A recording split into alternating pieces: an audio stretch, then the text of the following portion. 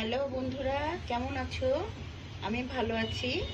এই যে দেখতে পাচ্ছ, টমেটো সস আর হচ্ছে চিলি সস, আর এখানে হচ্ছে চিকেন।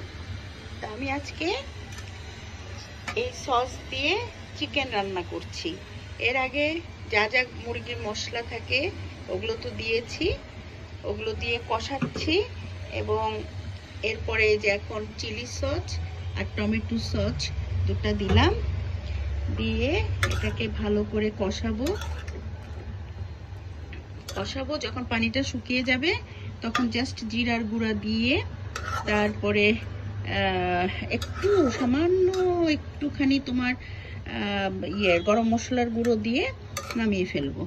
তো খুব শর্টকাট এবং খুব সহজ পদ্ধতিতে এই সসের চিকেনটা খেতে সেই রকম স্বাদ হয়, সেরকমই মজা লাগে। আর একটু চিলি সস দিয়ে দিলাম, চিলি সসটা দিলে একটু বেশি করে, একটু স্পাইসি হয়, ভালো লাগে। এই যে দেখো, এটা খেতে যেমন সুস্বাদু তেমন দেখতেও সুন্দর। এটা যখন পুরো রান্না হয়ে যাবে তখন অনেকটা কি বলবো, অনেকটা গ্রেসি গ্রেসি ভাব আসে।